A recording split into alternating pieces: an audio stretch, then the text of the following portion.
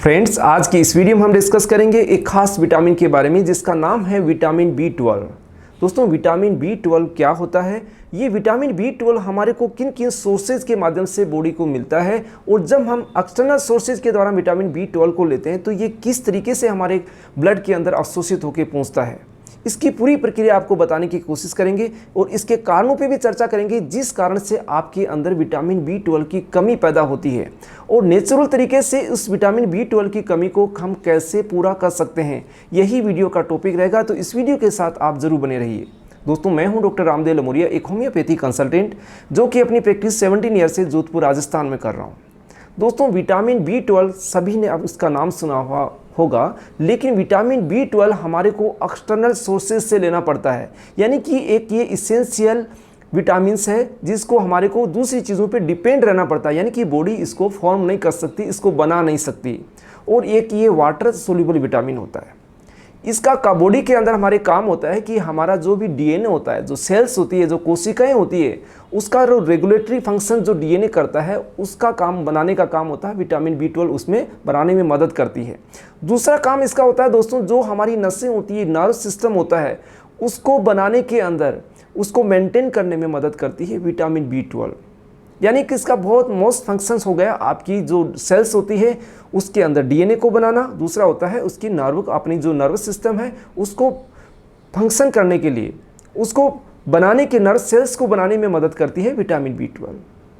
अब बात करते हैं कि दोस्तों, जो ये विटामिन हम बाहर या एक्सटर्नल सोर्सेज से लेते हैं वो किस तरीके से हमारी बॉडी के अंदर एब्जॉर्ब होता है, और उसके अंदर एब्जॉर्प्शन में या कहीं पे भी कोई दिक्कत आती है तो कैसे विटामिन B12 की आपकी बॉडी के अंदर कमी महसूस होती है।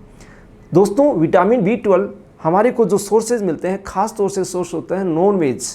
जो भी हम डाइट जो नॉन वेज लोग यूज़ करते हैं, जैसे मीट का इस्तेमाल करते हैं, फिश का इस्तेमाल करते हैं, एग्स का इस्तेमाल करते हैं, उनके अंदर रिच क्वांटिटी के अंदर विटामिन B12 पहुंचता है।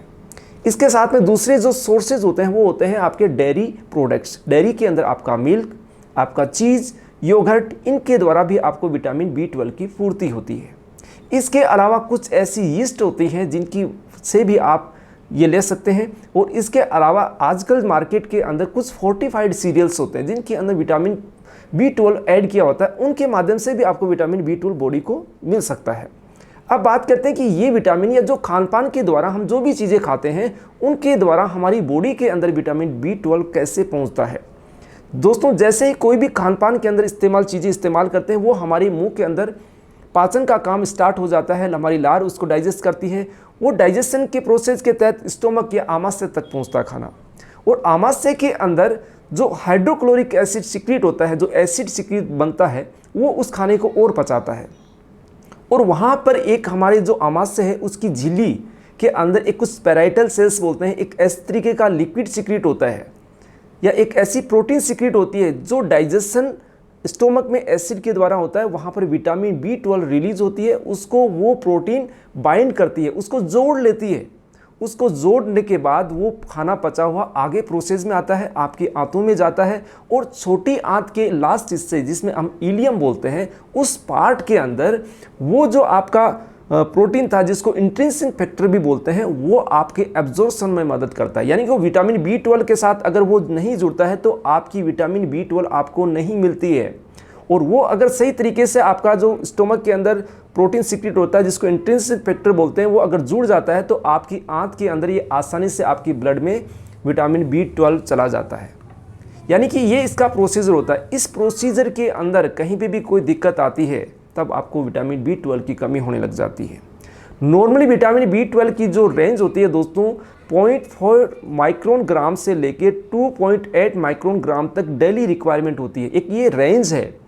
इसके अंदर अलग अलग एज ग्रुप के अनुसार ज़्यादा या कम हो सकती है। जैसे छोटे बच्चे होते हैं, इन्फेंट्स होते हैं, उनमें 0.4 माइक्रोन ग्राम सफिशिएंट इंटेक होता है जो किसी भी फॉर्म के अंदर उनको मिलता है। लेकिन सबसे ज़्यादा रिक्वायरमेंट विटामिन B12 की प्रेग्नेंट लेडीज़ के अंदर होती है, और प्रेग्नेंट लेडीज़ के बाद भी जो लैक्टेटिंग मदर जो बच्चों को दूध पिलाती है उनके अंदर विटामिन B12 की ज़्यादा ज़रूरत होती है। यानी कि उनको 2.8 माइक्रोन ग्राम तक की रिक्वायरमेंट होती है। अब दोस्तों बात करते हैं कि इस विटामिन B12 की कमी क्यों होती है हमारे शरीर के अंदर। हम सब कुछ खा पी रहे हैं, उसके बावजूद भी काफ़ी लोगों को विटामिन B12 की कमी देखने को मिलती है। तो उसका कारण क्या है? हर चीज़ का कारण जानना इसलिए ज़रूरी है, आपको उसका नॉलेज होना चाहिए, आपको उसकी जानकारी होनी चाहिए कि मेरे अंदर विटामिन B12 की कमी क्यों हो रही है। सबसे पहला दोस्तों कारण बात करते हैं कि अगर आपको कहीं ना कहीं कोई पेट से संबंधित समस्या है, या आपको गैस्ट्राइटिस, आपके स्टोमक या पेट के अंदर एसिडिटी फॉर्म हो रही है, ज़्यादा एसिड बन रहा है, आपको खट्टी खट्टी डकारें आ रही है, पेट फूल रहा है, गैस बन रहा है, उन लोगों के अंदर ज़्यादातर देखा जाता है विटामिन B12 की कमी।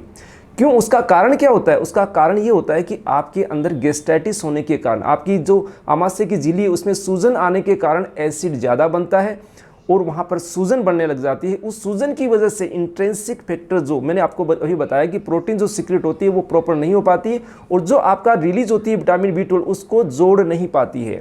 तो नहीं जोड़ पाती है तो विटामिन जो B12 आपकी बॉडी में जा रहा है वो वापस बाहर चला जाता है, यानी कि अवशोषित आंतों में नहीं हो पाता है। एक कारण ये। इसके अलावा आपके आंतों या स्टोमक के अंदर एस पाइलोरी बैक्टीरिया, एक स्पेशल टाइप का बैक्टीरिया जो आपके अंदर गैस्ट्राइटिस डेवलप करता है, उन लोगों के अंदर भी ये चीज़ देखी जाती है।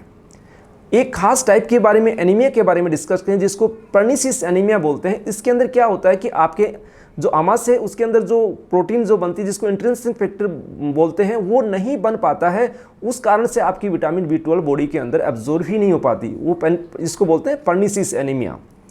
इसके साथ में दोस्तों कुछ कंडीशंस ऐसी होती हैं जिसके अंदर आपके आमाशय के पार्ट को काट के हटा दिया जाता है, या आपकी आंतों के पार्ट को हटा दिया जाता है सर्जरी के द्वारा, तो उन लोगों के अंदर भी विटामिन B12 की डेफिशिएंसी देखी जाती है। अब बात करते हैं कि दोस्तों ये विटामिन B12 कई बार क्या होता है कि हमारी फूड के अंदर ही डेफिशिएंसी होने लग जाती है। उन लोगों के अंदर ज़्यादा डेफिशिएंसी देखी जाती है जो ज़्यादातर वेज होते हैं, जिनका डाइजेशन इफेक्टेड रहता है, सही तरीके से नहीं होता है। जो वेज लोग होते हैं उनके काफ़ी ज़्यादा संख्या के अंदर विटामिन B12 की कमी होती है उन लोगों में।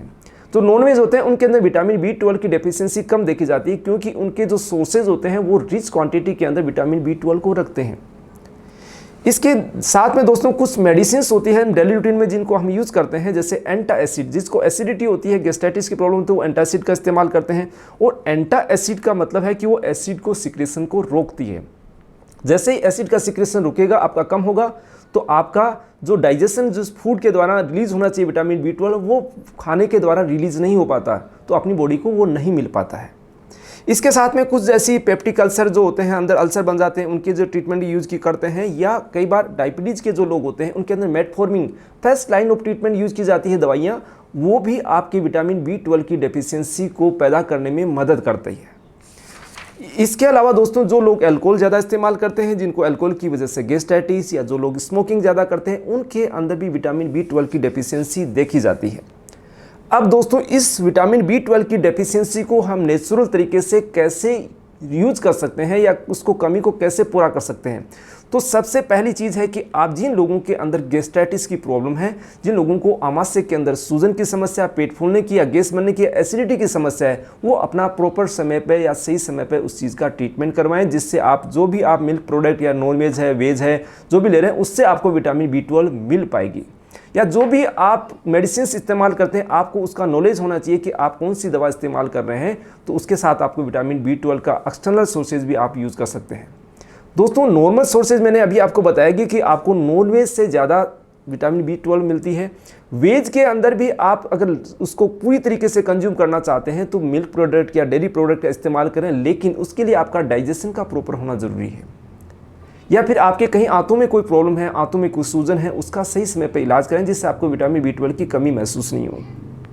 इसके बावजूद भी अगर आपको विटामिन B12 की कमी है, आपको दिक्कत महसूस होती है, नेक्स्ट वीडियो में हम आपको टोटल बताएंगे कि किस किस सिम्टम्स के बेस पे आप विटामिन B12 की कमी को पहचान सकते हैं, और उसके अंदर होम्योपैथिक मेडिसिन आपकी कैसे मदद कर पाएगी, या आपकी जो अंडरलाइन कोज है, अंडरलाइन डिजीज है, उसको कैसे ट्रीट करके आपकी विटामिन B12 की डेफिशिएंसी को वापस रेगुलेट किया जा सकता है या नॉर्मल किया जा सकता है। अगर आपके अंदर विटामिन B12 की कमी है तो आप अपने नज़दीकी किसी भी एलोपैथिक डॉक्टर से या चिकित्सक से परामर्श करके उसकी डोज डिसाइड करके आप उसकी पूर्ति को कंप्लीट कर सकते हैं, उसकी कमी को पूरा कर सकते हैं। दोस्तों बिना किसी डॉक्टर की सलाह के विटामिन B12 का इस्तेमाल नहीं करें, कारण कि उसके कुछ साइड इफ़ेक्ट्स भी आपकी बॉडी पे हो सकते हैं। इसलिए अगर ये वीडियो अच्छा लगा हो तो लाइक और शेयर जरूर करें, चैनल को सब्सक्राइब करना नहीं भूलें। दोस्तों नई जानकारी और नई वीडियो के साथ मिलते हैं। धन्यवाद।